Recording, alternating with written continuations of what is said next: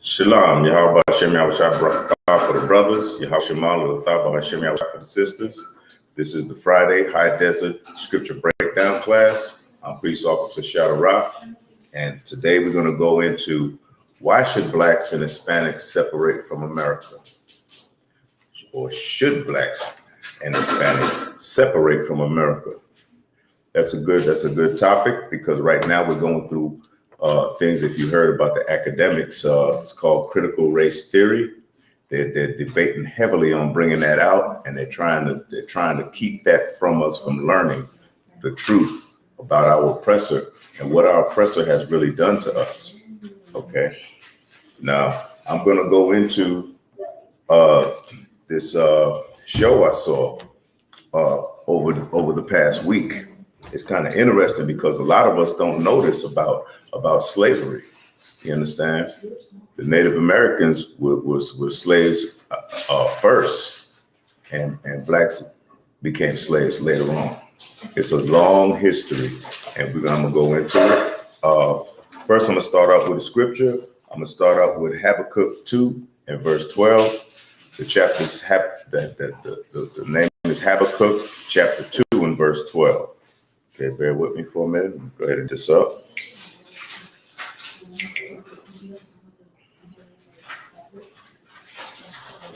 Just give me a second. Habakkuk 2 and verse 12. Okay, and it reads, "Woe to him that buildeth a town with blood." Woe means destruction.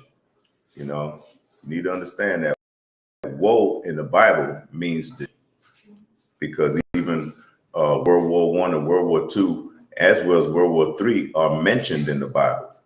But if you don't understand, this is the Israelite School of Universal Practical Knowledge coming out of 1 West Harlem, New York, 125th Street, under the commanding General Yohana. And we teach this truth. We teach these scriptures. We break them down and make sure that they are understood so that we can get across this correctly. So it says, "Woe to him that buildeth a town with blood." What was America based on? America was based on blood. America was based on lives being taken.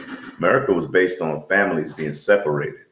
You understand? America was based on brothers getting burned at the stake, you know, and how would you say it? Whoopings, lashings, molestations, rape and different things that have happened to us. But we're so asleep as a nation, as Blacks, Hispanics, and Native Indians. We're so asleep that we think that we should be thinking about this love, love, love all the time. And that's not true. The Bible doesn't always teach you love. There's many wars in this book. You know, I'm gonna go to Exodus 15 and 3 right now. All right. But before I go with that, woe to him that buildeth a town with blood and establish a city by iniquity. Establish a city by iniquity. What is that iniquity? When they broke all the treaties with the so-called Native Americans, they broke all those treaties. They broke them. You understand? And iniquity, they took the sharecroppers and took their. I mean, they lied to them, saying that they're gonna eventually own that land. And Blacks were so naive at the time, trying to figure out whether they should take the land or not. I mean, whether this deal is good, but they thought the deal was good, so they took it, and still they didn't get to own that land. Understand? There's a role in Men of Honor. Is a movie called Men of Honor, and it was Cuba Gooding Jr. I don't know if a lot of y'all know about that, but it was about a man, the first Navy diver, Carl Bashir, the high Navy diver. His father was a sharecropper in the movie, and in the movie he said, no matter how much I mow land, I ain't gonna get to own it. Well, let me give you some more information, okay? I'm I'm gonna read off to you what's going on. It says, for a period of 80 years between the Civil War and World War I, blacks weren't truly free. Okay, they weren't slaves either. They weren't free, and neither were they slaves. So what is that? You're not free, but you're not a slave no more. Because you know about the Emancipation Proclamation and all that, Amendment 13, the 13th Amendment, right? They were forced to labor against their will. This is a false labor. This is a story of false labor against their will after slavery. You understand? You know, everybody want to come together with all this kumbaya stuff. I don't think so. It ain't getting no better without brothers getting shot down in the street. You know, blacks and Hispanics getting shot down in the street at an alarming rate, and it's still going on. It has not stopped. It's time for our nation to wake the hell up and start realizing that these things are true. So that's why we call ourselves here since 1969. This ISUPK is the home of the truth. You understand me? All right. So they weren't truly free. They weren't slaves either, and were forced to labor against their will. White Southerners were trying to put them as close to slavery as possible. So they were trying to enslave us again after World War I, after we so-called got free. They were trying to enslave us again. And it's self-evident. Okay. I'm gonna go and let y'all know this is called slavery by another name. Slavery by another name. Now there's some deep facts in here that I found very interesting, very super interesting, and it still pertains to this day. You understand? So we're gonna go. White Southerners was trying to put them as close to slavery as possible. The old South could not be the new South and prosper without blacks. You understand? They always try to say how much we were lazy, but they didn't review the part when we were working in the coal mines, when we were working over the hours that you're supposed to work. Okay? Power, force, and brutality. Sharon Malone from Wilcox, Alabama. Her father never told stories of what they endured before she was born. Blacks were innately born to want to know who they are, who were there in their family. Like me as a so-called Negro, so-called black man. I want to know about my ancestors as well. I want to know who in the hell they were. I want to go down my family tree like every other nation do. Every other nation knows their family tree. Why don't I know mine? You understand? This has been some brutal things that have happened. We're innately born, and innately mean we're naturally born to want to know who our ancestors were. Well, your father was this, and your father, you know, you talk to an Italian man, he'll tell you his father was this, his father was a shoemaker, his other father was a laborer, his dad was a cook or whatever that, or, you know, great-great-grandfather, all the way down the line. Why can't I tell about mine? Understand? Talk about this, the nation of equality? I don't think so. There was never an equality in America. Never. There was never an equality. Okay? And we're still going through the same issues today. This has been over 200 years, man. You would think we would get it together? No, they shot Trayvon Martin. Nah, George Floyd. Nah, the little boy just recently got shot in his arm. He's only 9 years old. Shot him through the arm. The bullet went through the little boy's arm. You understand? No, it ain't true. Ahmaud Arbery, Sandra Bland, Philando Castile. The numbers are growing in that area. It's like damn near, it's damn near the norm for us to look the other way and act like nothing is really, it's just, how you say, a hypothetical incident, just a coincidence that a brother got shot, just a coincidence that a Hispanic got shot, just a coincidence that over there and down in the reservations, they got brutalized by police. Police used to be the slave catchers. If you don't understand, police used to be the slave. The first police department were commissioned to catch runaway slaves. And that same mentality is there because they brutalized them, tarred them and burnt them at the stake, hung them and lynched them at the stake. I have a book right here called 100 Years of Lynching by Ralph Ginsburg. Okay, 100 Years of Lynching. All right. In our UPK family, we got a brother, Captain Malquad. Big shout out to him. His family went through that. They're written in this book. His family is written in this goddamn book. All right. There were two brothers got lynched in his family. Understand? And it was a common practice. If they didn't find the man that they wanted to lynch, they hung our sisters instead. You know what I mean? That man has blood on his hands, and that man has no interest to you. Our oppressor don't have no interest for you to get ahead at all. Okay. Now let me go back to this. Sharon Malone from Wilcox, Alabama. Her father never told stories of what they endured before she was born. Blacks were innately born to want to know who they were in the family. Okay. Have little or mostly no knowledge of their ancestors. In 1865, 4 million slaves were freed. 4 million in 1865. All right. So-called free. All right. Ezekiel Archie was 6 years old when the slaves were freed, and his mother moved him and family to Georgia, then to Alabama, away from the old plantation to a new future. They were trying to get to a new future. They're trying to get to somewhere where you don't get brutalized and call you boy, and call you N-word, and call you all these things, you know, that is subhuman. Okay, that's subhuman. Okay. Let's see. Blacks worked long hours and exploited themselves. See, there's a lot of exploitation was going on after slavery.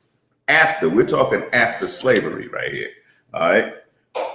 And exploited themselves like other immigrants, but they wanted their own money, land, jobs, schools, stores, businesses, etc. They wanted to control their work hours. They wanted to control their own work hours because they were working under the oppressor like night and day, damn near, right? You know they didn't hardly get any rest, right? All right. And you know they had to work half naked. You know they was hungry. You know they were thirsty. Let me take y'all to brings me to my other scripture in Deuteronomy 23. Deuteronomy 28. Let me put it in Deuteronomy part.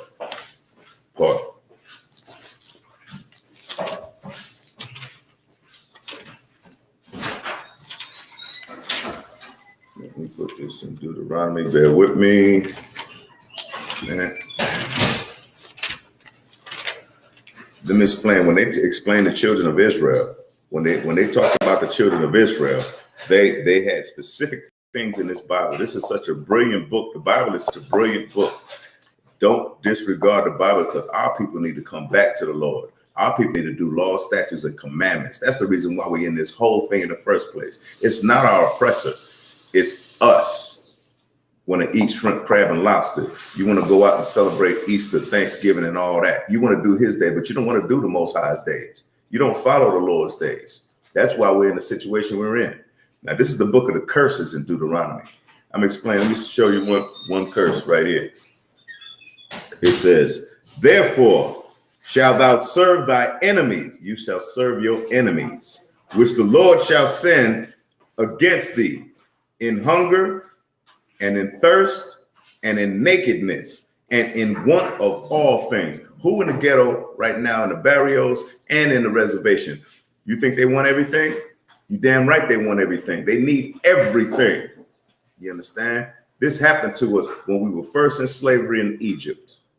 The Hebrew Israelites in Egypt became slaves for the Pharaoh to build his treasure houses. You understand? That's because we came up under these curses for not following God. You understand? The Lord is like a father. He wants you to obey him. He don't want, and he's not going for less. He ain't going for less. You understand? All right. And then one of all things, I'm gonna pick it right back up. We had Deuteronomy 28 and 48. All right. And he shall put a yoke of iron upon thy neck. Whatever nation did that ever happen to, where they put a yoke of iron on your neck? It's right here in the Bible. Right here, they put a yoke of iron. You ever saw the movie Roots with Kunta Kinte and all that? Did he have an iron shackle on his goddamn neck? Yes, he did. You understand? So there's that evidence right there. I'm not going to go all the way into Deuteronomy. You want to read Deuteronomy chapter 28 from verse 15 to 68, and you'll see what else is in the book of Deuteronomy in this chapter. And this is the only description, the real description of what the Israelites will go through. We fit those curses. We fit all of those curses. If you go further, now I'm gonna continue on this. This is Slavery by Another Name. You might look up this on I think it's on the PBS channel, on the documentaries on the PBS channel. It's called Slavery by Another Name. You know what I mean? We're not talking just on the plantations, right? Okay. So let me get back here. They exploited themselves like any other immigrants. They wanted their own. Like I said, the Blacks and Native Indians, we wanted our own. We want our own land. It's normal and natural for a man to have his own land. It's normal and natural for the man to have sheep, to have a flock, to have resources that comes from his country. You understand? It's natural. Okay, but we don't get that. They wanted to control their work. John Davis worked on a rented farm with his parents. His parents rented a farm, and he had to work on that farm. Now, Green Cottonham. Remember these names, because these names are going to be referring back to these names as I read. Green Cottonham. The war devastated the southern economy. Cotton fields were burned and equipment was destroyed. They destroyed the cotton fields and burnt up the equipment too, right? Destroyed the equipment, burned the cotton fields. A tiny slave holding elite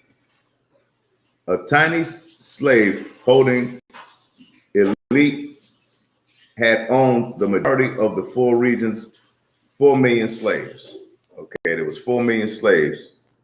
Let me get back here. Oh, a tiny slave owner owned the majority of the regions, 4 million slaves. A widow named Lucinda Comer was among them.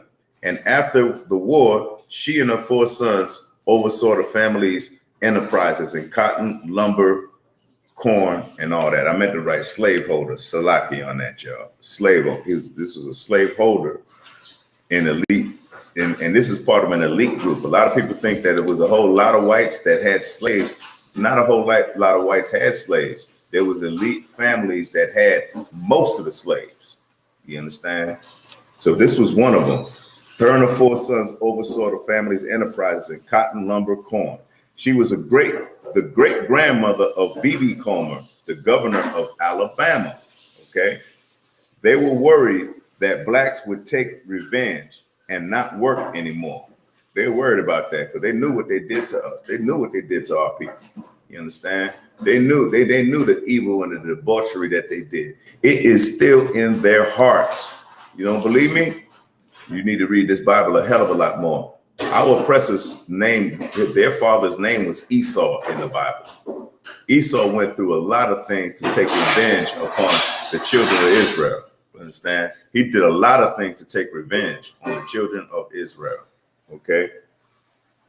Most Southern whites were illiterate and now saw blacks as competitors, because now that blacks are free, all of a sudden these oppressors, they're gonna turn around and look at us like competitors. So now all of a sudden we're in competition. Well, it was in chains. A few years ago, we was getting beaten, brutalized, but now all of a sudden we're free, and then all of a sudden you look at us as a competitor. You still despised us. You still despised us. You know? Okay. These whites and former Confederate soldiers, aided by President Andrew Jackson, they formed vigilante groups and attacked blacks. That's where part of the Klansmen came from. That's where part of them came from. Okay. The violence grew widespread, and in the spring of 1866, Congress intervened over the objections of the president. It launched the era of radical Reconstruction. The 14th Amendment recognized the citizenship of blacks. And then you would think it would be over by then, right? They recognized our citizenship. Now you think all this was all cool in the game, but it was not. Wasn't no cool in the game right there. You understand? It's still to 2021 a uphill battle, and it is not where we in the Israelite School of Universal Practical Knowledge teaches that we should separate from America. You don't have to leave America. Separate your mind from this place, man. This man's been lying to you forever. He has been going through heaps of lies. Okay. Let me see. Let me get out another scripture on this. You know, if you think you're free, don't go to work tomorrow. Don't go to work tomorrow. You'll be homeless and jobless before you know it. You think you're free, you got to go hit that clock. America is just a big plantation, to tell you the truth. Just a big plantation. That's what it is. We have never come out of the land of our captivity. We have never come out this land. You understand? Let me see something here. Let's see if I find the scripture for you. Bear with me. Yeah.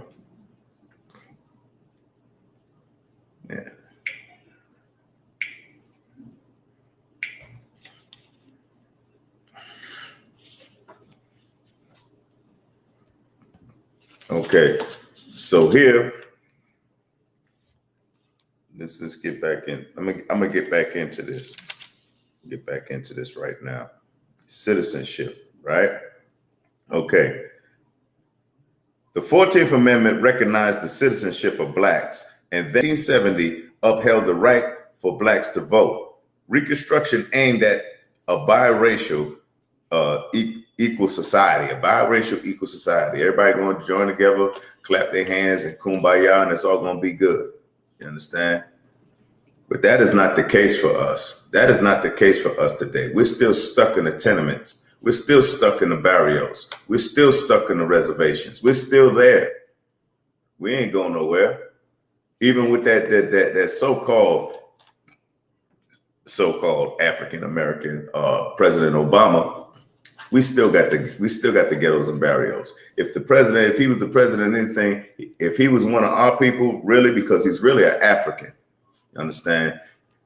We would have came in there. You know what a so-called African American man would do when he become president. He'd have gave us all a Cadillac at least. He'd have gave us some money at least. He knew money would be the situation, would be the goddamn problem. He would know that housing would be the problem. Obama did not do none of that. You understand? It's not our people, because I don't got no homeboys from Hawaii. You know, if they did, if their dad was like in the military or something, maybe that's a thing. But his father wasn't in no military. You know, he wasn't no military child growing up on an army base overseas. He was born in Hawaii. You understand? So we already know, because we know through research, that his father's from Kenya. You are who your father is. You are of the seed of your father. Whatever seed your father is, whoever he is, that's who you are. That's how we know that the Blacks, Hispanics, and Native Indians are the Hebrew Israelites of this Bible, the true chosen people of God. You understand? All right, so let's go.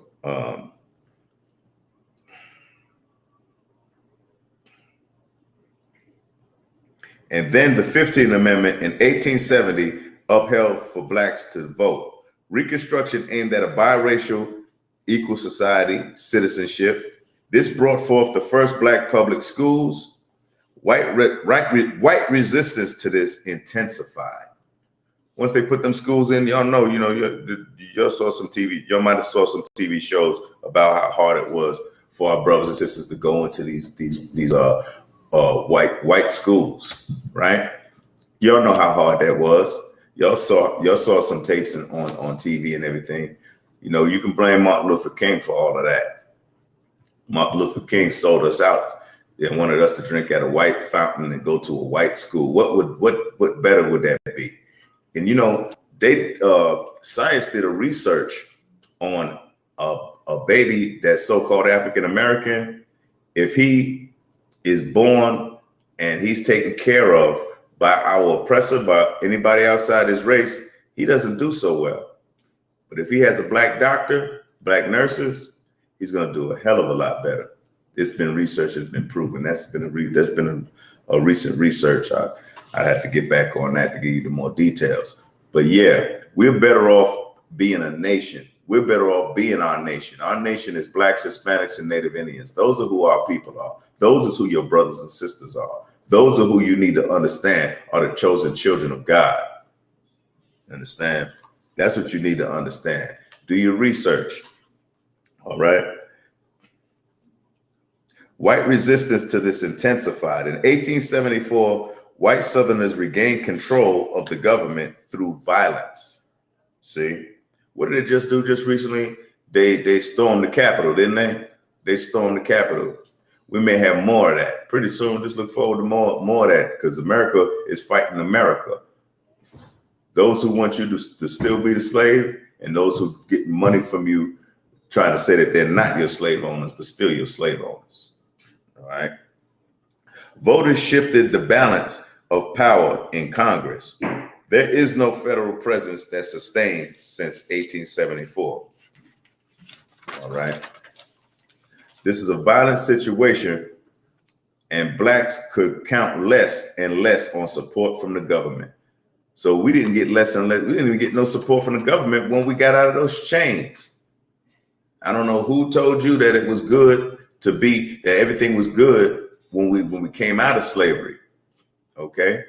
I don't know who told you that it was okay. It was good. We got less and less support from the government. Okay.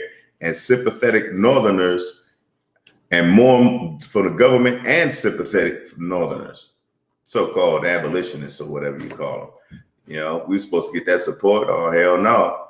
You're not going to get that support. All right. And more animosity from Southern whites. Mississippi, the end of Reconstruction. The nature of crime and punishment in the South changed dramatically.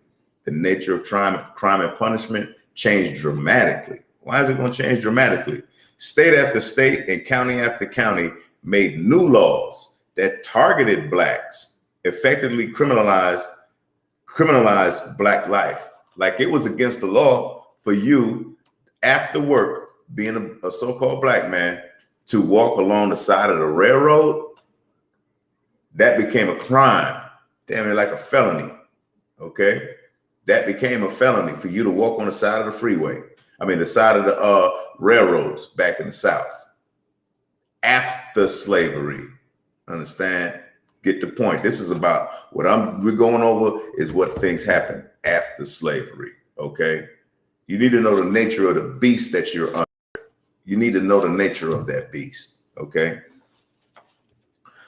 The end of Reconstruction, the nature of the crime and punishment in the South changed dramatically.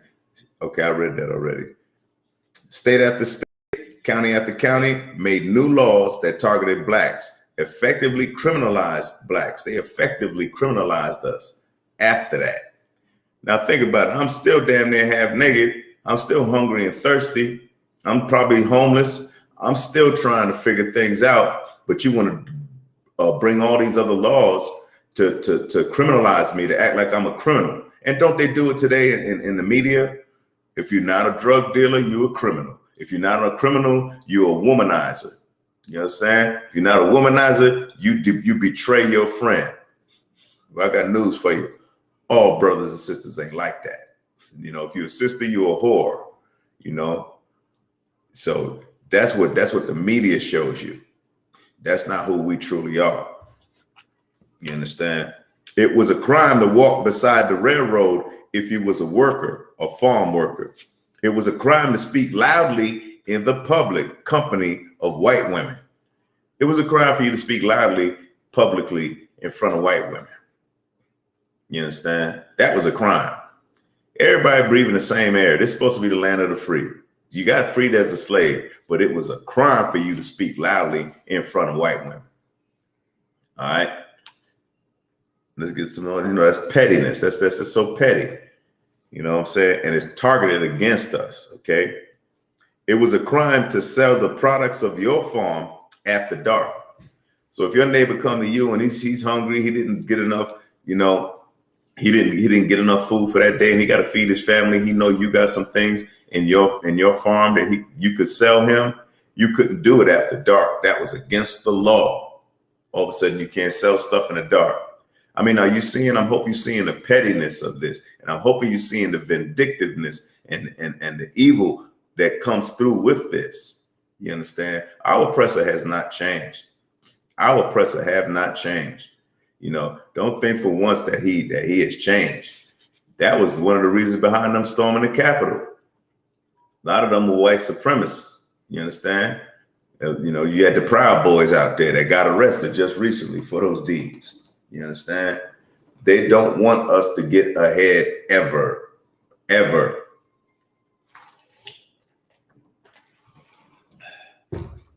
But see, we can't stop at that.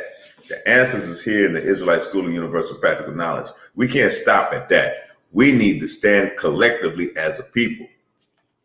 And we need to gather ourselves together. We need to do what we need to do to make sure that we move forward for the future of our children. They're letting your kid say what sexy is. Say, I know I'm a boy, but I want to be a girl, so I'm a girl today. I'm gonna be a girl for the rest of my life. And then you as a parent supposed to say that's okay, instead of whooping the living crap out of them and telling them you're a boy, that's what God gave you, you better stick to it. Matter of fact, we're finna play football tomorrow. We're gonna play some baseball tomorrow. You understand? We're gonna do some wrestling, we're gonna do some boxing, we're gonna do things that masculine men do. You understand? I'm gonna show you I'm gonna lay some foundation with you on how to raise your family, what morals and principles you're supposed to have. We have to raise our children, man, because this society is taking us to this Sodom and Gomorrah stuff. It's taking us to this LGBTQ, TQ, ZE, whatever else is it's doing. And that's just destroying the family, man. If we all listen to that, man, there'd be less and less families coming up in the future, man. How two men gonna make a baby? And how two women gonna make a baby? Impossible. All right? But nobody thinking about that. See, nobody's thinking about the future of the families of Blacks and Hispanics and so-called Native Indians. Understand? Nobody think about it, but I tell you what, General Yohana and ISUPK and the men underneath him are listening to that. And I'm making sure that we don't raise no fairies or whatever. We don't raise no people, that are going against their gender. It's not biblical. And the Lord is definitely angry about that. That is an abomination. What you gonna do? Take these words out the Bible and glue them together and make it fit for what your agenda is? I think not. All right. Let's get back to this. Okay, so spitting or drinking or drunk in public, spitting or drinking or drunk in public or loitering could put blacks in confinement. That could get you locked up, right? In the deep South. You spit, you might have something in your mouth, it's just tasty, but you got to spit. Who knows? But you'll get arrested for it. You'll be put in confinement for that. There was an over-exaggeration of black criminality at this time. An over-exaggeration, man. You can see how petty these laws are, but they over-exaggerated so that you could go to prison, okay? So the infamous pig laws, they used to call them the pig laws. I don't know if y'all know about that either. They called them the pig laws. They were infamous. In Mississippi, Georgia, Florida, and Alabama, that's 1, 2, 3, 4 states, they were previously misdemeanors and now felony offenses. So they became felony offenses. They trumped up all this against us after slavery. You understand? Theft of a $1 pig or a cow or a goat meant 5 years of prison. You're going to 5 years of prison for $1. That sounds familiar to me. That rings a bell to me about the 3 strike laws. When who was that? Jimmy, not Carter. What was his name? What was that president's name? The one that smoked marijuana and played the saxophone. Y'all know who I'm talking about. Clinton. Bill Clinton. When he bring that 3 strikes law, that's what that sounded to me, because they had another case about a brother that stole a slice of pizza. And now at the time he was facing 20 years because of it, because he was a 3 striker. Which means you have 3 felonies. You're going away for 20 years. He went away for 20 years for that. You understand?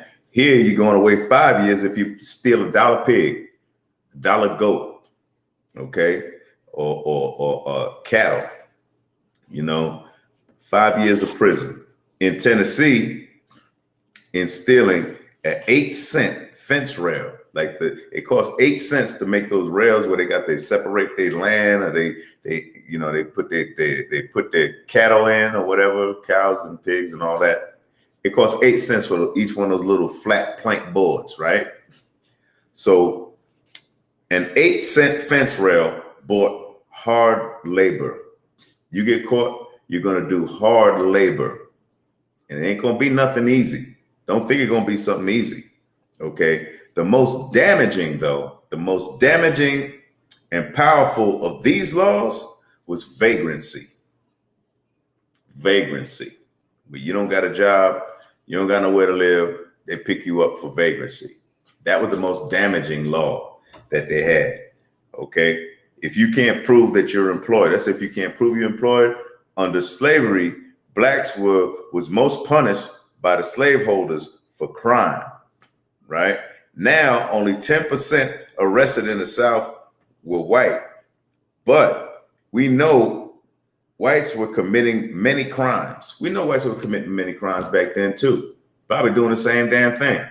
Like I said before, it wasn't a whole lot of, it wasn't, everybody was a slave owner. Just because you were white didn't mean that you was a slave owner. It just meant you was a poor, white, Southern man or woman, okay? Southern states placed blacks with industries that would bear the costs of guarding and housing in exchange. So you get that? The Southern industries, they would pay for these slaves. I mean, not these slaves, these so-called, quote, free men. They would pay for them and put them to hard labor, okay? For their labor, and states began charging fees, renting prisoners to companies on a monthly basis. The highest rates were for the strongest workers and the longest sentences. They would charge high fees because this brother got 20 years, you know what I'm saying? And this brother got this brother is a strong worker. Strong, and now you sent away and sold to a company? Did y'all know that? Okay. The 13th Amendment says slavery is abolished except as a punishment of crime, which makes slavery extended, but by punishment of another name. See, it's punishment under another name. The system was known as convict leasing, like car leasing, leasing a car, leasing a house. They would lease a convict. They would lease a so-called black convict, a Negro, so-called Negro, okay? 14,000 in their first year of convict leasing. And you know how much $14,000 was? $14,000 was back in 1874. That's a hell of a lot of money. Okay. 1890, by 1890, it was $164,000 for convict leasing. Roughly 4.1 million by then. 4.1 million. That's why they made all that money. Okay. By then, other states like Kentucky, Tennessee, West Virginia, North Carolina, South Carolina, Georgia, Arkansas, Louisiana, Florida, Texas leased convicts to private industry, and they were given tremendous discretionary power to the private owner to do as he pleases. Not only was they putting them up and trumping up our brothers for fake crimes, you know, these crimes is just minimal stuff, not even crimes, all right? Not only were they confining them and sending them to prison for that, but they were leasing them out. And also they would do whatever they wanted to that convict. Beat him with a shovel, bludgeon him to death, kill him. You understand? Do all all those things that they were doing to him when they were on the plantations, when they were actually slaves with no rights. Understand? This is 1890 at this time, after slavery. Okay. They were given tremendous discretionary, not your own discretion, discretionary power. I could do what I want with it. That's what discretionary means. Okay. To the private owner to do as he pleases to the convict. 1884, the brother said, we as convicts is something like a man drowning. We have been convicted of felonies, and because of that, we have lost everything on earth. This is one of the true convicts that actually has said that. You understand? He actually went through it. In 1884, a series of letters have been wrote to Alabama's new inspector of prisons from Alabama coal mines. They called them the Pratt coal mines. These are coal mines, okay? From Ezekiel Archie, now 25-year-old convict, because he was writing those letters too. He was writing letters to the inspector of prison from Alabama coal mines. All of these years of how we suffered, we looked death in the face, worked hungry, thirsty, half clothed, and sore. Archie worked with many other convicts on the new Birmingham, Alabama Industrial Center. That was in Birmingham, Alabama. In 1871, coal, limestone, and iron ore, and those are the ingredients to make steel. And they were getting them out those mines, getting beat while doing it, getting beaten while doing it, getting harassed and brutalized while they were doing it. After slavery, this is forced labor, man. Forced servitude. You're forced to serve these bloodthirsty oppressors. You understand? After your bondage, after you was put on slave ships and came in. You understand? This was the new industrial South envisioned prior to the Civil War by John Milner. He envisioned that it's going to be the new industrial South on the backs of our brothers. See, this is the proof that we helped make America. Alabama was the world. As you're going to see as I go through this, you're going to see Alabama was the world agriculture and industrial center.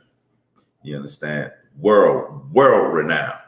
That's how we became a economic power in the world. We centered the economic market. America does. Okay, off the backs of God's chosen people. If you're a Negro, you from the tribe of Judah. If you're a Mexican, you from the tribe of Issachar. If you're Colombian, you from the tribe. If you're from Cuba, you from the tribe of Manasseh. If you're Puerto Rican, you from the tribe of Ephraim. Understand? If you're so-called West Indian, you from the tribe of Benjamin. Understand? If you're a Haitian dude, like Haiti going through a hell of a lot now, those are the priests of the Lord God. You are from the tribe of Levi. You understand? If you're a Seminole Indian, you're from the tribe of Jacob's firstborn son, Reuben. If you're a native Indian from any other tribes other than the Seminoles, you're from the tribe of Gad. You understand? But they don't teach you that in these history books because they want you to always stay blind. They want you to always be asleep. You're sleeping. Wake up. Time to wake up. Every day, eventually, you got to wake up, open up them eyes and get up and stretch. All right? Now, see, John, this was envisioned.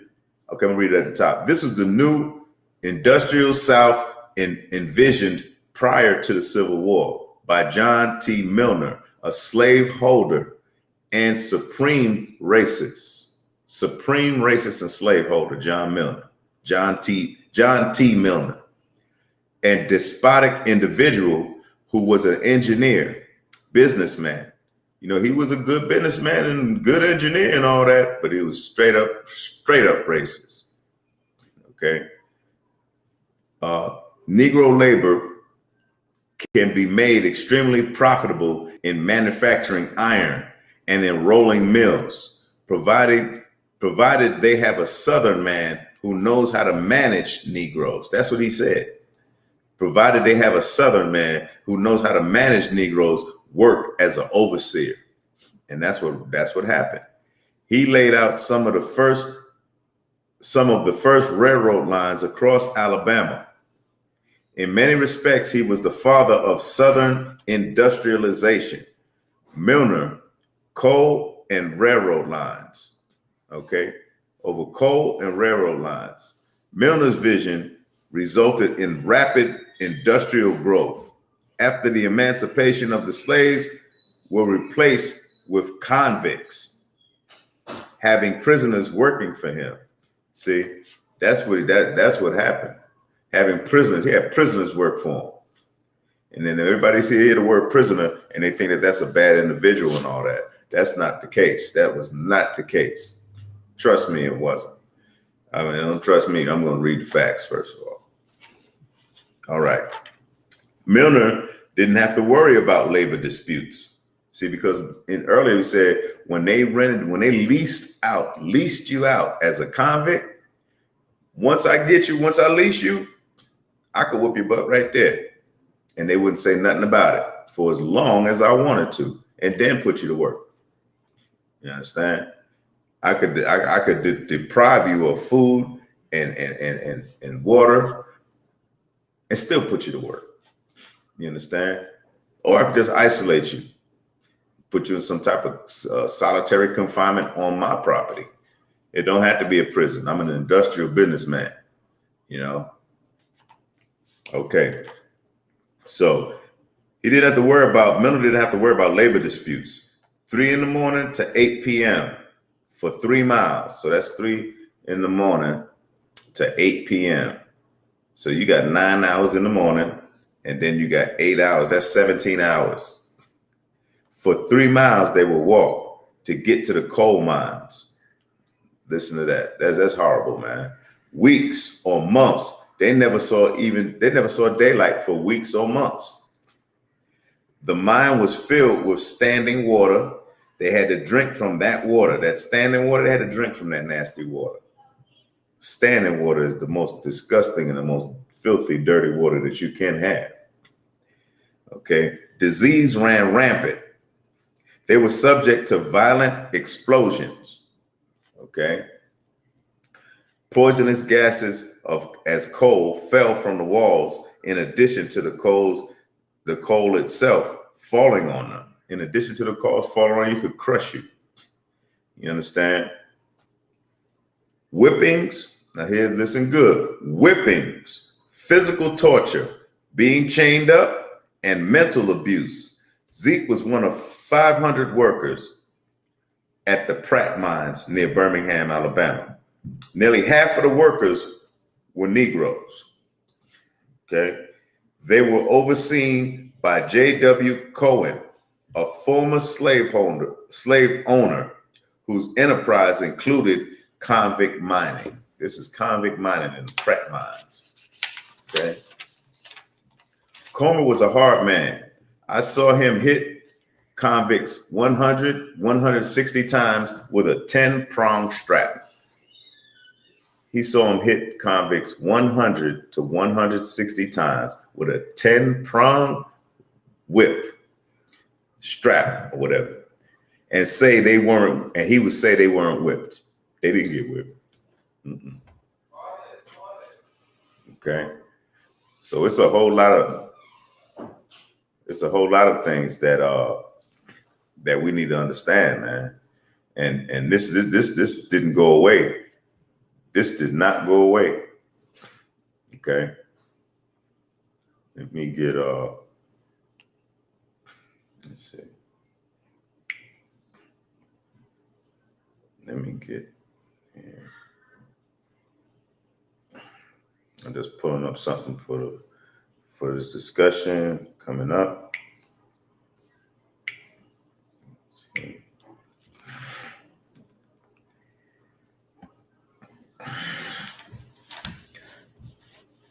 All right, so let's get back to this. J.W. Comer and his men were calling themselves self-made men. They were calling themselves self-made men. Where were they making? What were they making themselves for? They were making themselves to be a beast and an animal, and they would take it off the backs of Negroes, so-called Negroes. They would take it off of their backs. Our ancestors, understand? Our people, you understand? self-made man. But the truth was they were making themselves rich from convict labor, blood, and blacks, so-called Negroes. He would dig a grave one day after a Negro escaped. He would dig a grave after he escaped because his intentions was to kill him. The condition was called worse than slavery. See, this condition was called worse than slavery. Okay. They were rented for $9 a month. They got pushed to the limits of human endurance. Ezekiel said, look at the white man. How many of them are cutting 4 or 5 tons of coal a day? But that's what they were doing. They were cutting 4 or 5 tons of coal a day. You call yourself self-made, you couldn't do that. You couldn't do that. Our people are naturally strong. We have a tendency to be strong people. We come from the strength. We're the true children of Israel. God chose us for those are one of the reasons why the Most High chose us. He chose us. Don't think for a second you are not of these tribes. You know, get our 12-tribe chart and understand who is who. You know, learn your culture. We in the Israelite School of Universal Practical Knowledge, we give you back your culture. We give you back. We speak Hebrew. We teach Hebrew. You understand? We give you back your language, your native tongue, because your native tongue was Hebrew, Paleo Hebrew, which is ancient Hebrew. Okay, you spoke ancient Hebrew when you came here. And not only, like I said in the beginning, so-called Negroes have a tendency, an innate desire to look and find out who their grandfather and their great-great-grandfather, their great-great-grandfather was. Well, we also want to know what that language was that we spoke as well, because we know we didn't speak English when we came to America. You know what I mean? All right.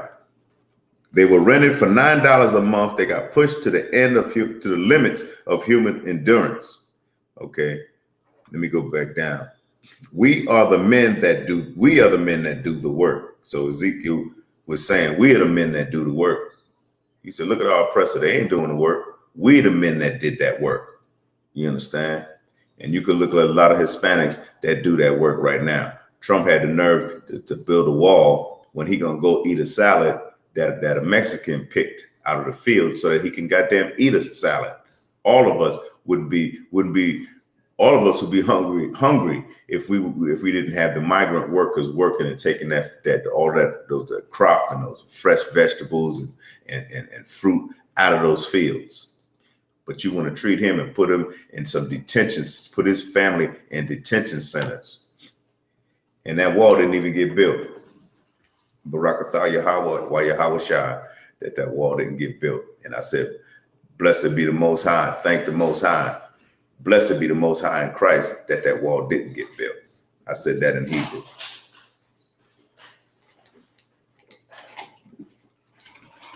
Okay, so let's see. Ezekiel said, look, okay, let me go back. They want to see feeding and health was next to nothing. Feeding and health was next to nothing. You couldn't get the proper food and they didn't give a damn about your health. It was next to nothing. Okay.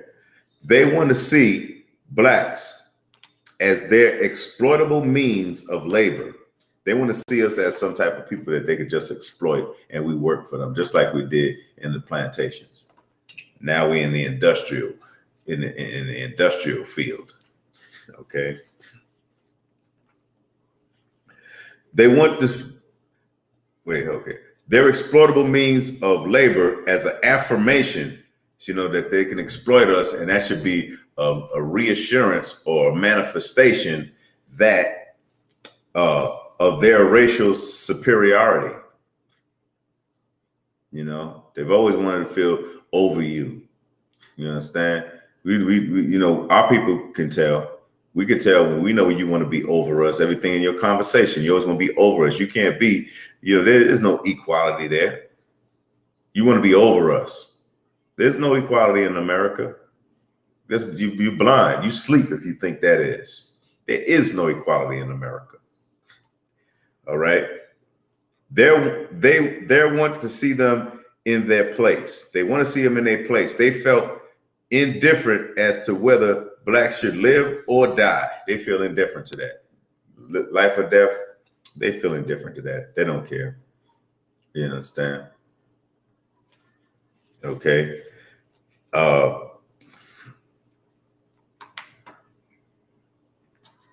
Let me get to this here. A second. You know, you got to make sure that you look these things up, man. Don't go in blind. Don't go in blind, because pretty soon when things go down and if this World War III kicks off, because World War III is coming any old way, it's coming. World War III will be here if it ain't here already. Okay, you need to know what time it is. Don't you? You need to know. You need to know these facts about who you fighting for. You know, we fought for this country, and look what it got us. It got us soldiers that came, you know, after they came home, they were in their uniform, and they got their uniform ripped off of them, and they got lynched. Do you understand? Who or what are we? You know, what are we expecting from our oppressor? What are we expecting? What do we think is really going, change his mind to love us? You looking for that love? I'm not. If there's love, I need some definite hate. And then a lot of y'all call us hate speech. Well, you need to look at what this history of your oppressor and what's going on around you, because obviously you're misinformed. I'm gonna go to Psalms chapter 58 and verse 3. The wicked are estranged from the womb. You understand? From when they were born, they were wicked. They go astray as soon as they be born, speaking lies. What do we just read about these convicts and these people? Exploited. I just read that they rather look at us Southern whites as they want to see blacks as their exploitable means of labor. They want to exploit you and make you work to death. And it says right here, the wicked are estranged from the womb. They go astray as soon as they're born. That's our oppressor, speaking lies. What do the so-called Native Indians say? The white man speaks with a forked tongue. Speaks with a forked tongue. These are truths. I just pulled this off a documentary. Easy. You understand? These are truths. They go forth speaking lies. Their poison is like the poison of a serpent. They are like the deaf adder that stoppeth the ear. See, you can't hear that adder coming, but he bites you. He'll bite you. He stoppeth the ear. You can't hear him, but boom, that's it. You understand? You got bit. Okay. Now, as their exploitable means of labor, as an affirmation of their racial superiority, they want to see them in their place. They felt indifferent as to whether blacks should live or die. You know that's wicked. That's wicked. In Psalms chapter 58 and verse 3 manifests that. You understand?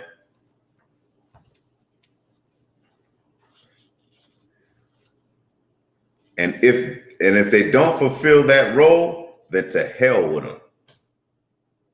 If they don't fulfill that exploitable role, to hell with them. We don't care what they live or die. You understand? A 9-year-old riding with mom from West Palm Beach to Tampa Bay, Florida, to see their grandmother. This is one of the descendants of these people in these exploited convicts. This is one of the descendants. I believe his name was Kinsey. His last name was Kinsey. Okay. He was with his mom in a brand new Oldsmobile. They were stopped. Okay. They were going from West Palm Beach to Tampa, Florida. All right. To see this grandmother. They had a brand new Oldsmobile, was stopped. Bernard Kinsey, the descendant, but they were stopped by a policeman. Bernard's mother was driving, and the officer was so mean and condescending to her that she had to stop her son, Bernard. She had to stop him, and he was only 9 years old. Kids pick up on stuff, trust me. She had to stop Bernard from attacking him, and he remembered the fear in his mother's voice. He gave her a speeding ticket, and she wasn't even speeding. All right. He could hear he remembers the fear in his mother's voice, saying, we got to get out of here. You're going to stop her. You're going to mess everything up. Forced labor and violence prevailed at the end of the 19th century. Forced labor and violence at the end of the 19th century. Decades after the Civil War, while the nation was rebuilding the future and current status of Blacks was very uncertain. Our current status was very uncertain back then. Okay. Hangings and burning at the stake or from a tree escalated. Okay. I'm gonna go into let's see.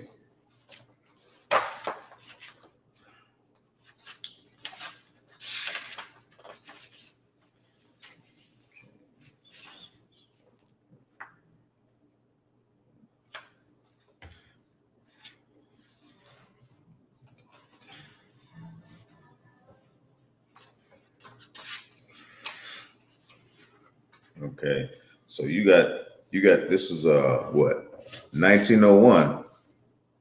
This is early in the 1900s, right? Let's see if I can find one that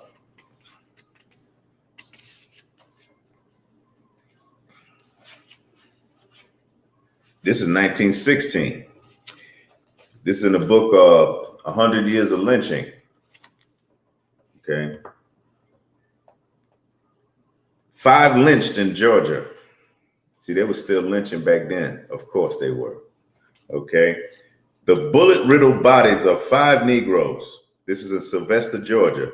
The bullet-riddled bodies of 5 Negroes found hanging from a tree near Starkville, Georgia today.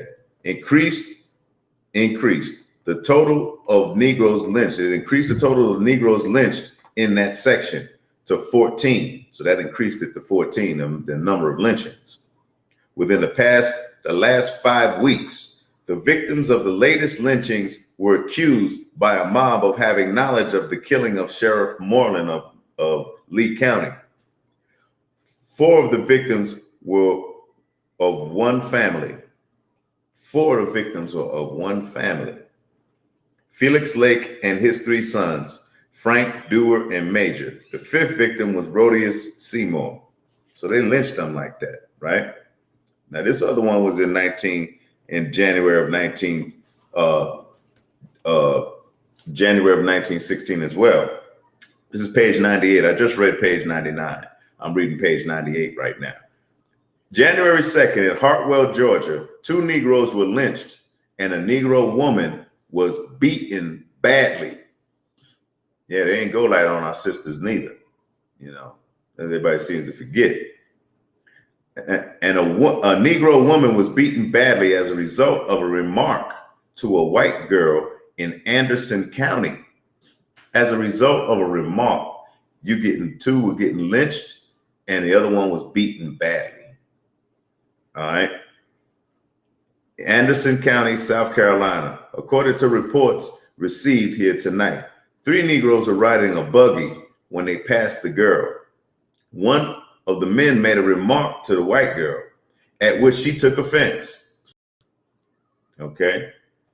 She reported the encounter to a group of white men who quickly caught up with the blacks, lynched the men, and beat the woman and ordered her out of the state. Reports concerning the nature of the allegedly insulting remark are conflicting reports. Officials of Georgia County say that one of the Negro men yelled out, "Hello, sweetheart." The Negro woman asserts that all they said was hello. All they said was hello. And y'all remember Emmett Till, You remember they said they thought he was whistling at a white girl. You know, he gets his head beat so bad it looked like a goddamn TV set. It was that huge. And his mama purposely gave him an open casket funeral so that everybody could see the brutality of how they killed her son. You understand? These things has happened throughout history. So it's not any wonder you got George Floyd. Ain't no wonder you got Sandra Bland, Philando Castile, Kai Gurley,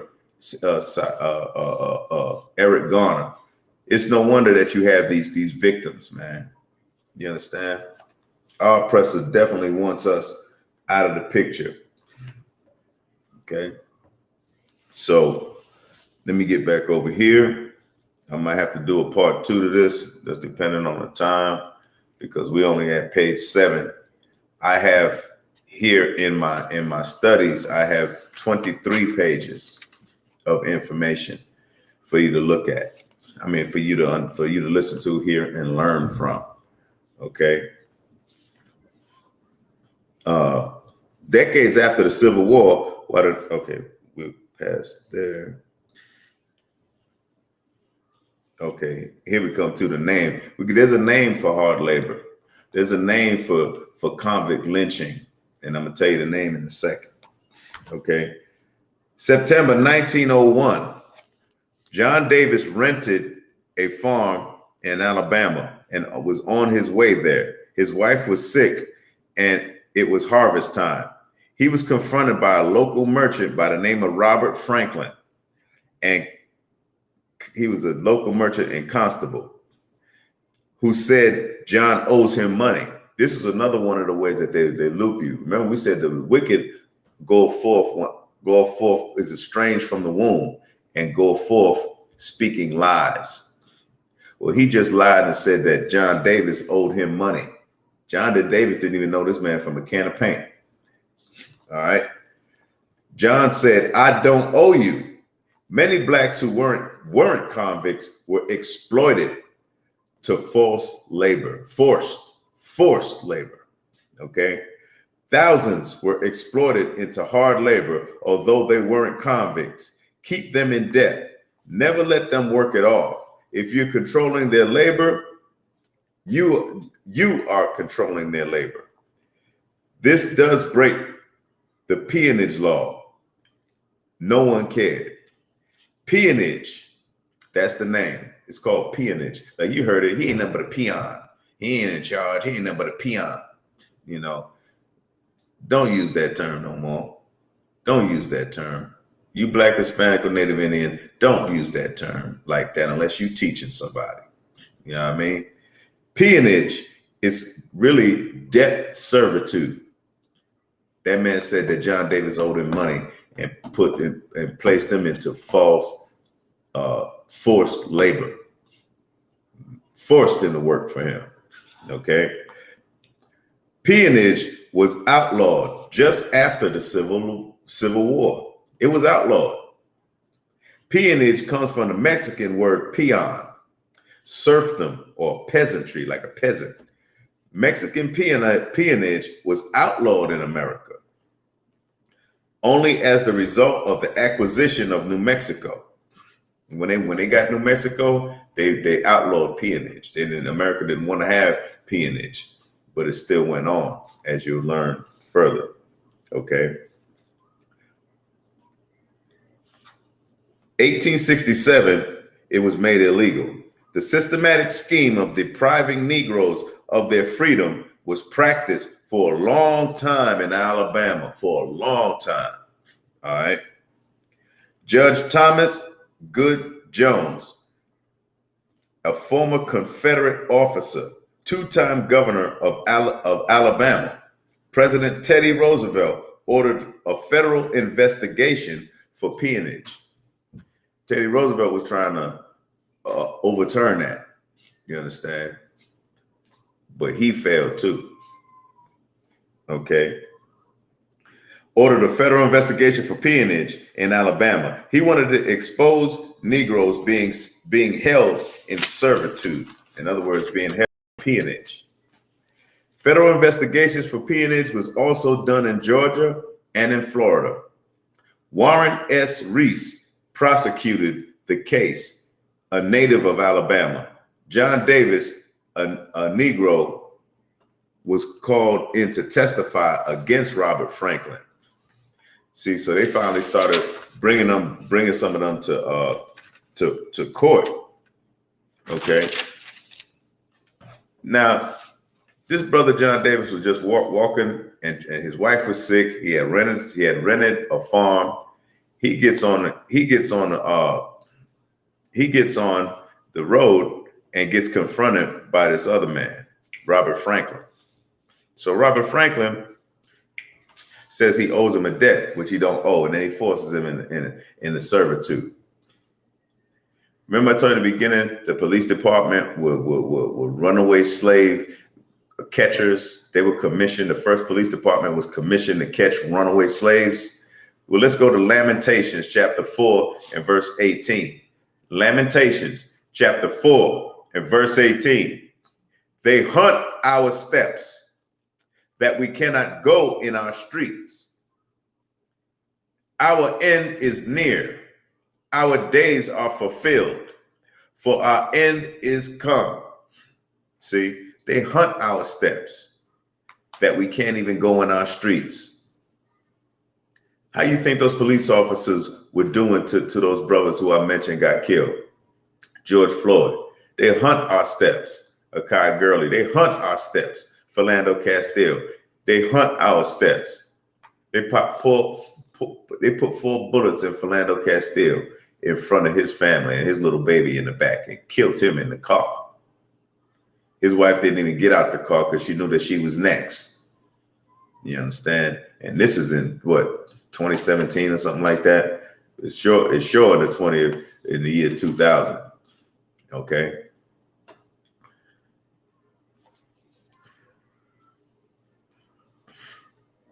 And just like you had the federal laws that became harder and harder that became harder and harder for Negroes to get support from.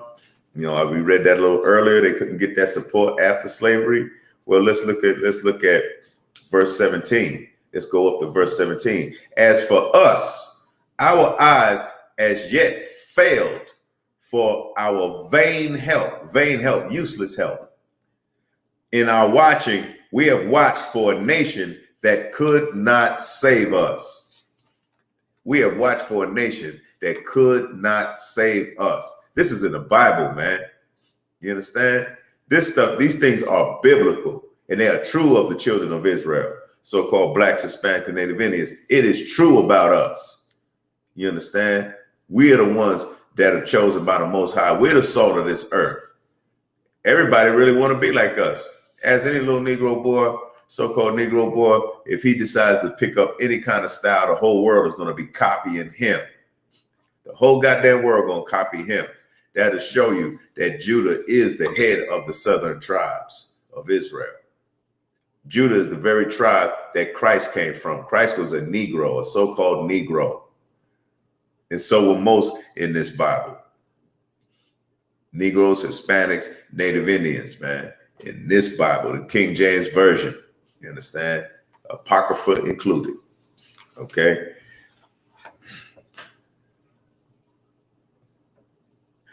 Our verse 19, our persecutors, this is Lamentations chapter 4 and verse 19. We went from verse 17 to verse 19. Our persecutors are swifter than the eagles of the heaven. They pursued us upon the mountains, and they laid wait for us in the wilderness. Where was John Davis at? He was in the wilderness. You understand? Where the runaway slaves were? In the wilderness. They said they're swift as eagles. They're swift as eagles. In the Bible, you need to look at all things that are not literal. In the Bible, that eagle is a representation of the symbol of America and also Germany and Rome. The eagle was their bird. The symbol of the Marine Corps, eagle, globe, and anchor. All right. The Air Force, you got the screaming eagles. You understand? It's their symbol. It's not your symbol, black man. Hispanic man, Native Indian man. It is not your symbol. This is not your rest. This place called America is not our rest. This is not where we're going to be ending up at. The Most High is going to take us back to our land, to our place, and we're going to get our resources back that they stole from us. You understand? Exploitative forced labor. Are you kidding me? Really? Are you really kidding me? All right. Robert Franklin. Wait, Salah. The federal investigations of peonage were also done in Georgia and Florida. Warren Reese prosecuted the case of a native of Alabama. John Davis, a Negro, was called in to testify against Robert Franklin. His testimony echoed other cases of peonage. See, so they knew that this was peonage by the time he got to court. Like Davis, other cases of peonage like Davis, they were falsely accused and quickly convicted, sentenced, and charged fines and court fees that they couldn't pay. So they had to work it off. They were bought and sold for servitude. Bought and sold to serve, forced labor. Okay. John Pace was the Baron of Tallapoosa, Alabama. He was the sheriff in the 1880s, and he amassed a substantial amount of fertile land. So he got him a lot of fertile land being a sheriff out there in Alabama, right? Robert Franklin sold John Davis to John Pace, told Davis he was going to be confined on his land on a farm like he confined county convicts. He was just walking along the daggone road and got pulled over by this wicked bastard Robert Franklin. Pace said Davis had to work 10 months for him, and they made him sign a contract. See, once he signed that contract, Pace could do whatever the hell he wanted to do to Davis, you know, including beating, whipping, working, all that stuff. Okay. He was going to be confined on his land on a farm like he confined county convicts. So he told Davis, you're going to get confined just like a county convict. Pace said Davis had to work 10 months for him, made him sign a contract. These contracts gave employers the right to whip, confine, and even trade workers as long as the debt was deemed unpaid. As long as they saw the debt as being unpaid, they could do what the hell they want to them. Trade them, whoop them, confine them, you know. The blacks lived in the worst conditions one could imagine. They were put in barracks, beaten, even killed, flogged, chased by bloodhounds. Sometimes death was the result of corporal punishment. Okay. Peonage trapped hundreds and thousands throughout the state. Reporting this to Washington, Reese had to remind himself that this was 1903. The Ford Company in Detroit had begun the production of the Model A. Wall Street had a new stock exchange building just opened up. The Kitty Hawk. In Kitty Hawk, the Wright brothers, you know, those are the ones who made the airplanes, right? They did that at Kitty Hawk. This is all around that time. Okay, were preparing their first flight. All right. Yet in much of the South, the blacks were still being held by what Reese and Press called abject slavery after slavery was over. Reese found a totally corrupt legal system.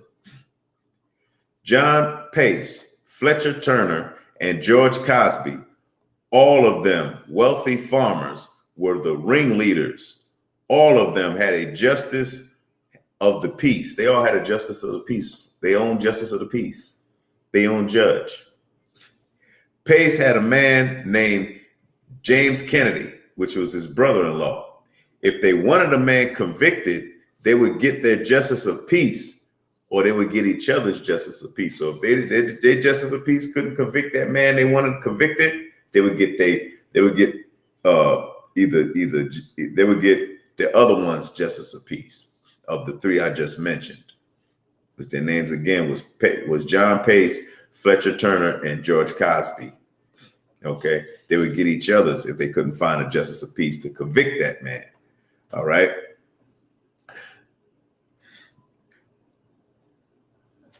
They would get each other, they would get their justice of peace or the other's justice of peace to declare a Negro guilty.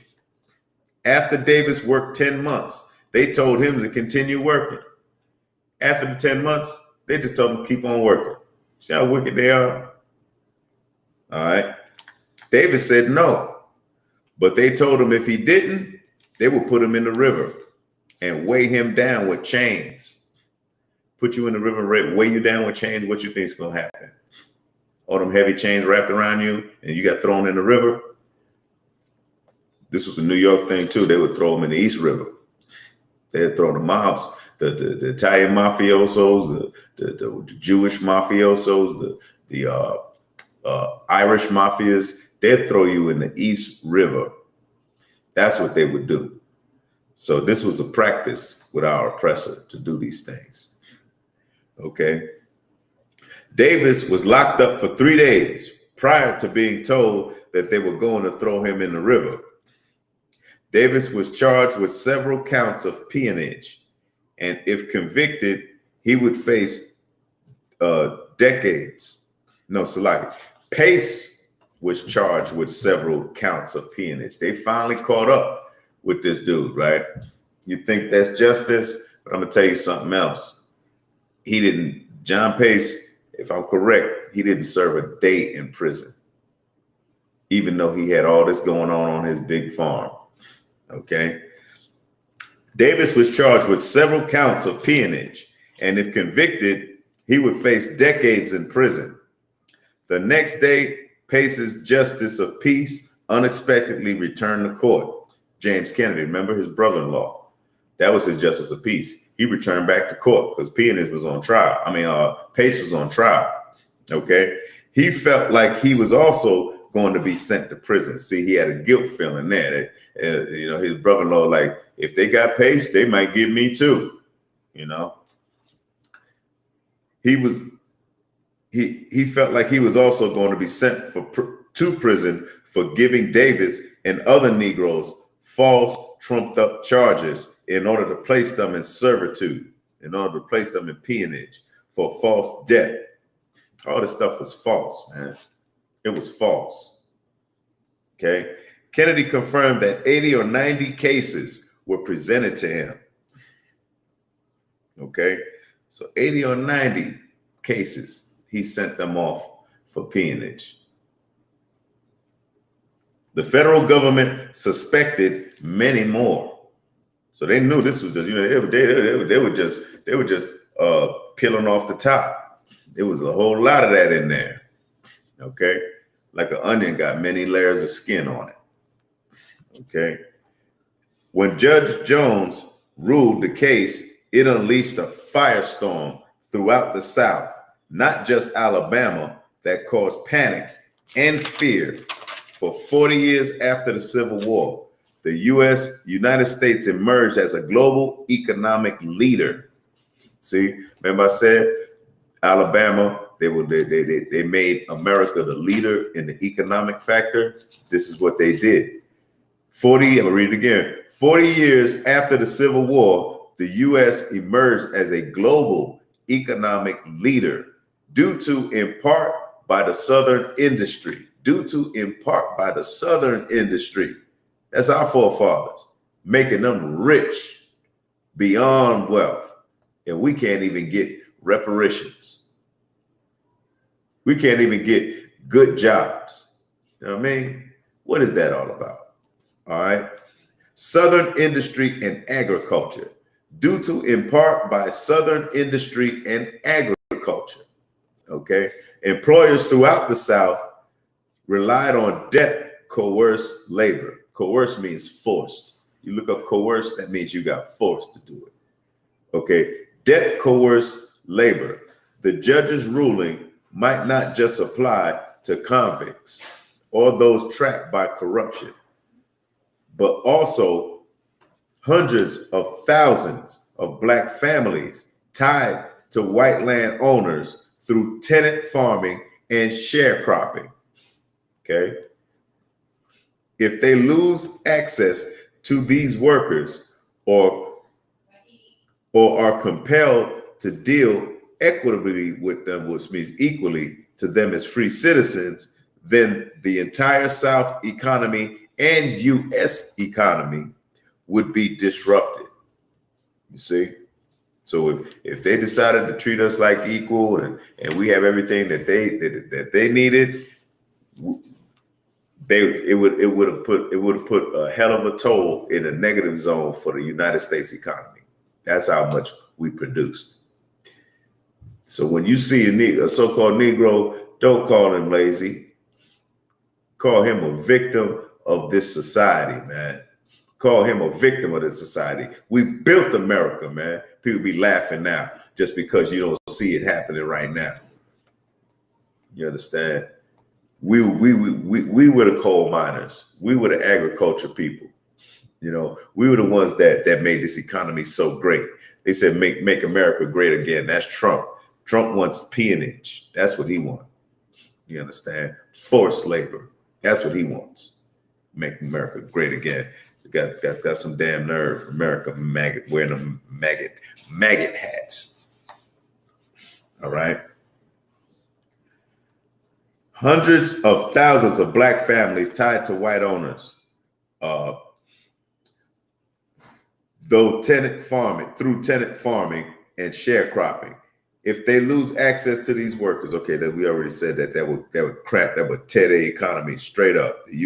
The Southern economy and U.S. economy would be disrupted.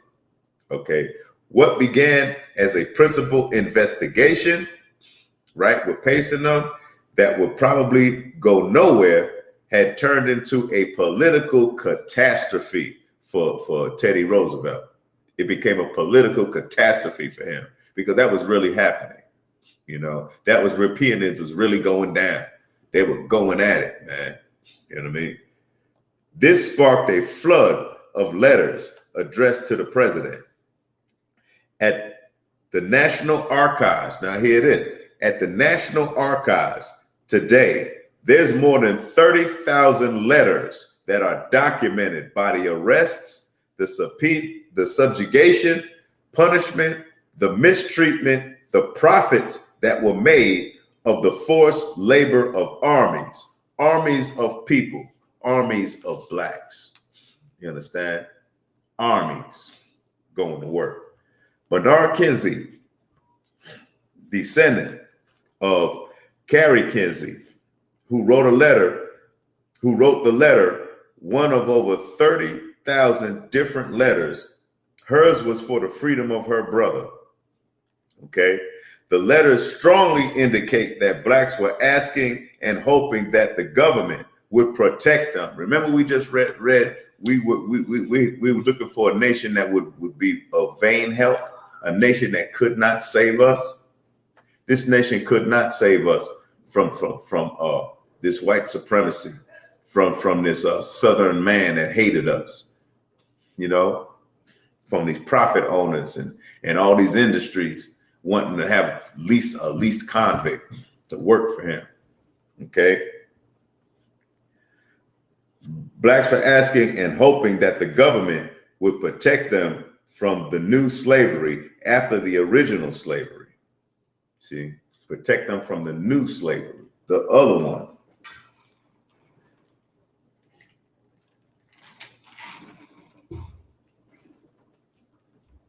The Cosbys, Fletcher, and Turner pleading guilty and were given minimum sentences in court. Pace was sentenced to prison. He remained free. He was sentenced to prison, but he remained free. Free on appeal. He remained free on appeal. as his lawyers prepared an outrageous argument. This is what his lawyers said. They had an outrageous argument. This is what they said. They said Pace wasn't guilty of peonage because his laborers did not owe him money. Remember, they just came up there and they basically said, you owe me money. So now you're going to be working under me under servitude, under really peonage. So it was really an outrageous argument because he didn't owe them any money. So they looked at that loophole and got Pace off. They said Pace wasn't guilty of peonage because his laborers did not owe him money. And while he might have been guilty of slavery in 1903, that was not a crime.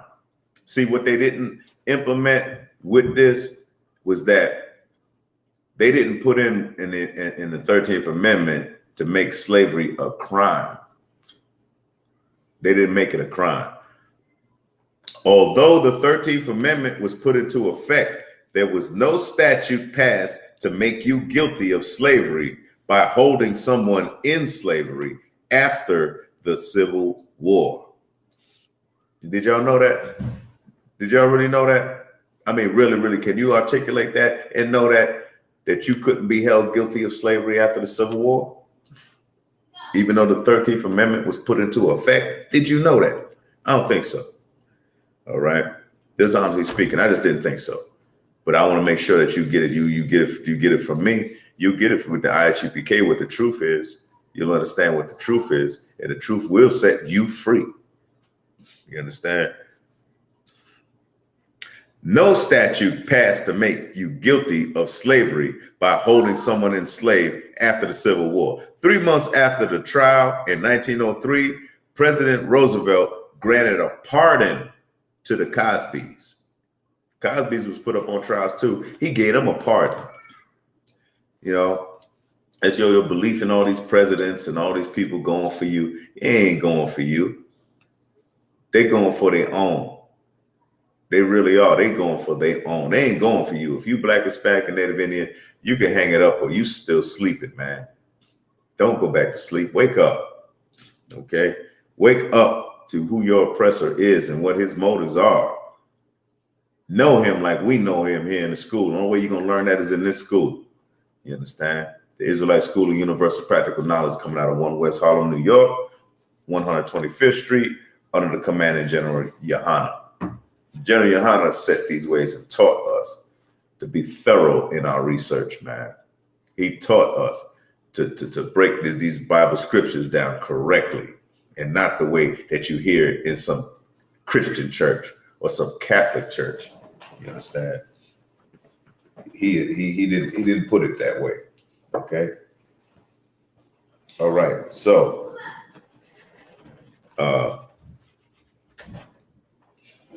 Salaki. Excuse me for a minute, I'm coming right back.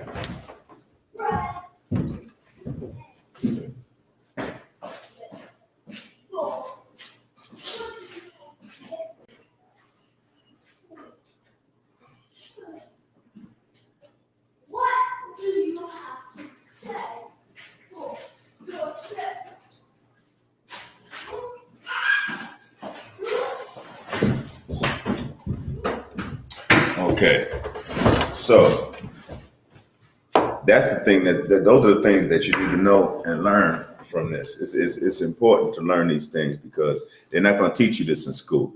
They're not going to teach you this in the Catholic Church. They're not going to teach you this in the Christian church. You're not going to learn these things from going to church. Church is a wicked place. It really is. It's about time you wake up on that too. Okay, so let's see.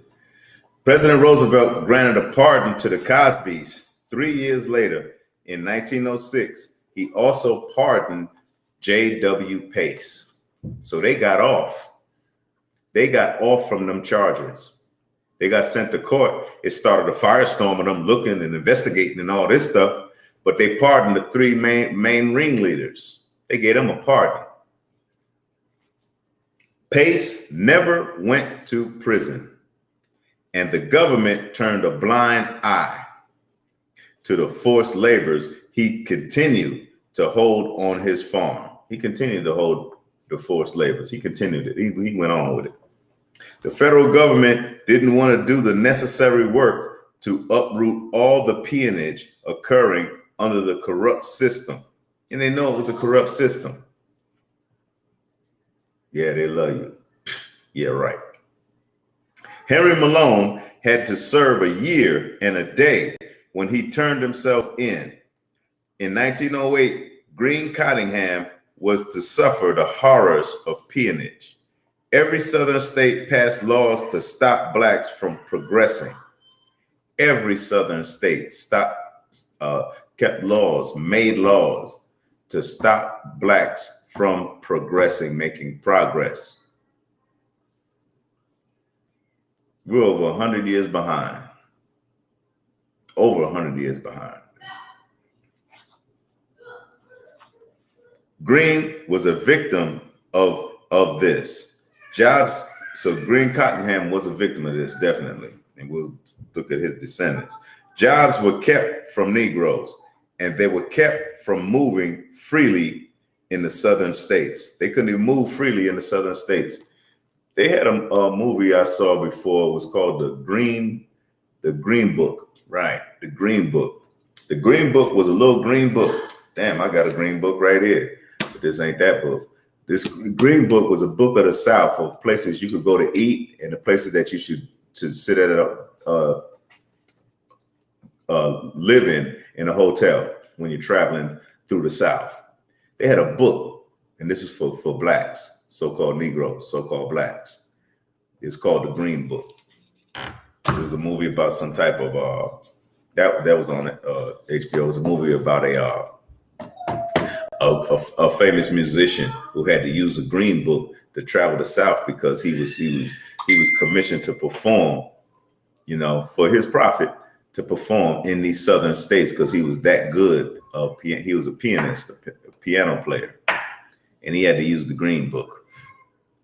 Places where you should go if you're Negro. There's other places where you shouldn't go. Even in the very hotel that he was supposed to perform in, they didn't even want him to eat there. And he was supposed to perform in that hotel. That was crazy. All right, so back to this. The federal government didn't want to do the necessary work, all right? Henry Malone had to serve a year and a day when he turned himself in. In 1908, Green Cottingham was to suffer the horrors of peonage. Every Southern state passed laws to stop blacks from progressing. Green was a victim of this. Jobs were kept from Negroes. All right. That's not even new news now. Jobs were kept from Negroes, and they were kept from moving freely in the Southern states. Green was arrested with others outside of a train station in Columbia, Alabama. Within 24 hours, he was convicted. 24 hours. He was just convicted, just like that. He was convicted of vagrancy and sentenced to 3 months hard labor and a $38 fine to pay. To pay the fine, 3 more months was added. See, because he couldn't afford the fine, that's 6 months now. All right. Sent to the Pratt mines, which paid the county $12 a month for him. Tanya Grooms was a descendant. See that this is his descendant narrating this story. Said just because he's a convict doesn't mean treating him like an animal. Just because you're a convict, you're not supposed to really be treated like no animal, right? Barbara Belize, a descendant of Green Cottingham, says she didn't know people could just get picked up and put in jail and that they could get lost in the system. Now you hear that today. There's a lot of brothers in these prisons that are lost in the system. There's a lot of brothers that didn't even do the crime, but they're still in the system. You understand? All right. So that's one of them. I mean, that's another descendant speaking about Green Cottingham. All right. They could be buried in some grave somewhere, and the family's still looking for them. They could be buried in somebody's grave, and the family still be looking for them. Okay. I didn't know the sheriff department could sell free black people to the corporations, steel plants and coal mines. It wasn't in the history book. We didn't know. That's what she said. 30 years passed, but except for the electric lights, Ezekiel Archie would be easily recognized. All right. The conditions Green Cottingham now faced above the ground through Birmingham was becoming the region's largest industrial center. The mine that leased Green's labor was now owned by a northern-based U.S. Steel, the largest corporation in the world. The largest in the world. And they say, pick yourself up by your bootstraps. They didn't pick themselves up by their bootstraps. They picked up that gun and that whip and beat us to get themselves, to propel themselves forward. Okay. With the growing number of Negroes, nearly 2 million in 1910 and 1930 were moving out of the South due to the threat of being lynched, pulled off the street, having to work, having to be on your P's and Q's so that you wouldn't offend anyone, being thrown in jail. The North was erecting its own barriers to black achievement. See, the North was erecting its own laws now to keep blacks in certain barriers too. So don't just think because they abolitionists and Quakers and all that stuff were doing good for slavery, for slave folks. That's some old wives' tale. And that's what's in these textbooks. I didn't bring it this time, but I'm going to have a part 2. I'm almost sure of it because I'm only halfway through this. I'm going to have a part 2, and I'm going to bring that book and show you. It's called The Lies My Teacher Told Me. And it'll give you proof that these textbooks, that they tell you things about people, they make them out heroes when they really should be made out as wicked men. They really should be made out as monsters. All right. They really should be made out as bloodthirsty. You understand? That's what they should be made out of. Okay. So it says here, the North was erecting its own barriers to black achievement. Now, Woodrow Wilson, some of y'all of my age, y'all heard of Woodrow Wilson, the president of the United States, right? Woodrow Wilson was made out to be some type of hero. You read it in your textbook, your teacher hands that out to you. Oh yeah, he's so good. He's a good man. Woodrow Wilson, let's see, where we at? Woodrow Wilson, the president, elected in 1912. He was elected in 1912.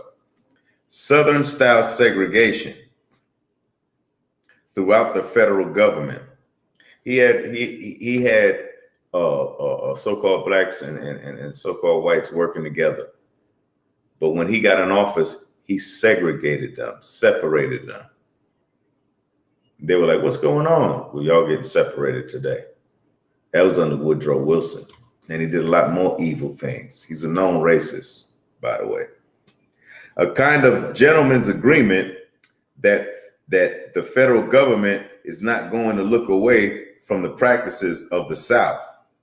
That was some type of gentleman. But now they're going to adopt those ways now. Now they're going to adopt the Southern ways. It's a gentleman agreement between the North and the South.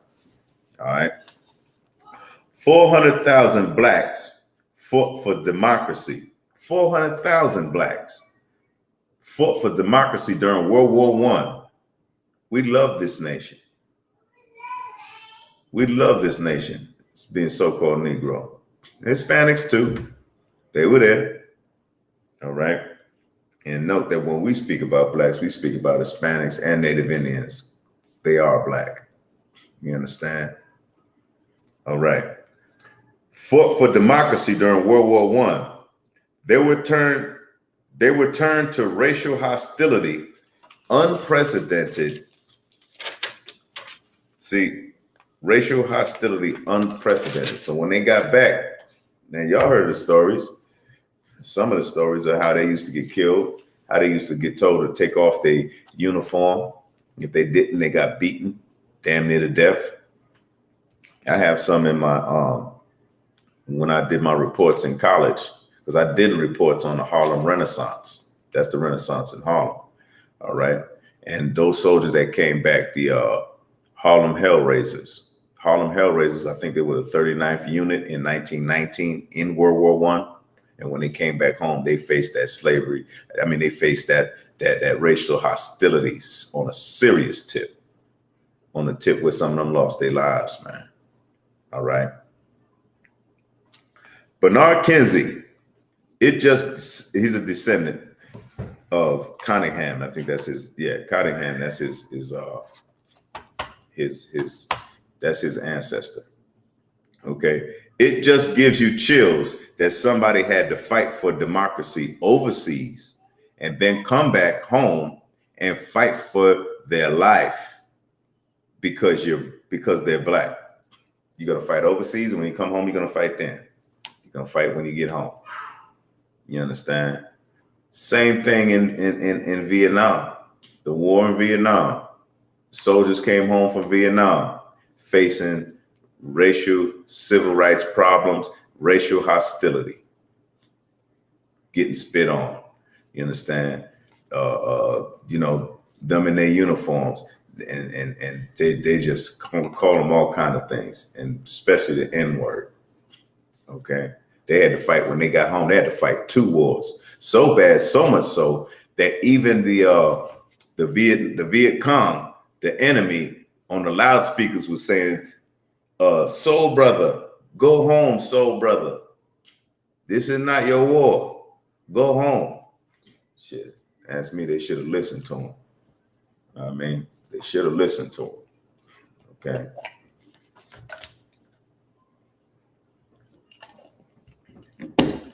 It just gives you chills. Okay. A new generation of civil rights emerged. The NAACP, and that was W.E.B. Du Bois in 1909. We claim for ourselves every single right that belongs to a free-born American, both political, civil, and social. And until we get these rights, we will never cease to protest and to assail the ears of America. This battle we wage isn't for ourselves, but for all Americans. W.E.B. Du Bois is clear. Is clear that the ways in which Jim Crow laws, violence in the form of lynching, disenfranchisement, overall discredited, disrespected, all right, of Black people, basic humanity has to be seen as a force that holds Black people down. They are saying there needs to be an anti-lynching laws. That's what they were saying. There need to be some anti-lynching laws. That's what they were marching for in the NAACP back in the day. Reform of justice, labor laws, and labor arrangements needs to change. And they're becoming increasingly effective in doing that. In 1908, the year Green Cottingham was arrested, the Southern use of prison labor was changing. County governments continued to profit from renting convicts to private industry. You see, this stuff is still going on, all right? But growing numbers of states in what was built as reform began to use prisoners on state-run enterprises. Chained together, prisoners on the road crews became an icon of the modernizing South. That became an icon of the South, the chain gang. They made a record out of it. They said, "Don't you know that's the sound of the man working on the chain gang?" That was that record. All right. Chain gang, Georgia chain gang. They chained them together, man. That's your, in the creation of the chain gangs in the South, that's your slavery by another name. You understand? Let's see. began to use prisoners on the state-run enterprises, chained together prisoners on road crews, became an icon of the modernizing South. Perversely, the biggest motivating factors in the creation of the chain gangs were that Southerners all across the region were frustrated that the roads of the South were the most unmanageable and terrible roads in America. Them roads were terrible. Oof. The economy can grow unimaginably. The economy can grow unmanageably. Crops were lost in the field because the roads were so terrible. You can imagine they break it down on the roads. They probably turned over. Probably a lot of people lost their life going through them roads in the South. You know what I mean? All right.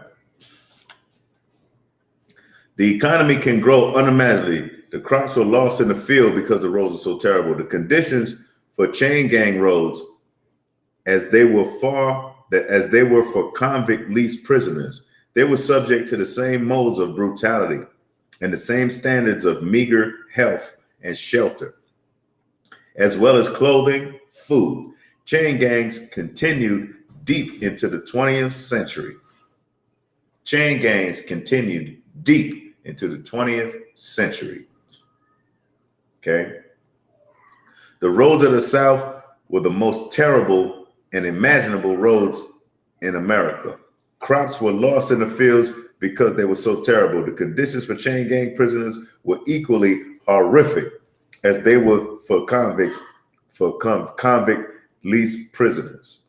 Okay, so we're talking about two different ones: convict leased prisoners and chain gang prisoners and convict leased prisoners. Two different modes of forced work and slavery by another name.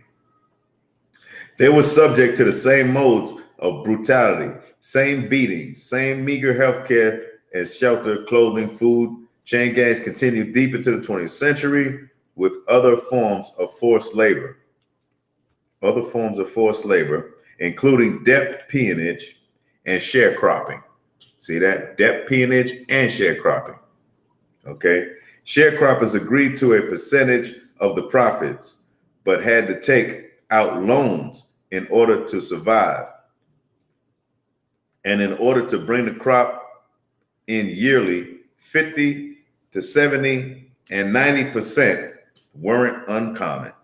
Sharecropping, basic necessities needed through the year so that the system placed blacks in a position where upward mobility is essentially impossible for most of them.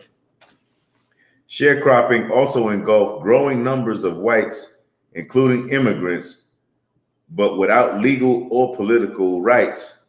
Black sharecroppers were especially vulnerable. Okay. Millions of blacks in remote parts of the South, we're talking millions, in the remote parts of the South couldn't leave the farms they were held on. If they did, they were subject to arrest by the sheriff. And if they were arrested, they would then be returned to the very same farms, oftentimes in chains, receiving nothing. Sharecropping is not slavery, but it did become for an enormous population of people forced labor. Families stayed intact, probably in 2-mile radius of where they were born. So they stayed in a 2-mile radius of where they were born. They stayed intact, but they was in a 2-mile radius of where they were born. In the beginning, they were breaking the families up. All right. Mothers, fathers, sons, grandparents, everybody stayed. If you knew by the mere fact of leaving exposed you to the danger of being caught up in this system, it made you stay. So they could not go anywhere. They couldn't go nowhere. All right. So that's my time right now. I'm gonna do a part 2 on this.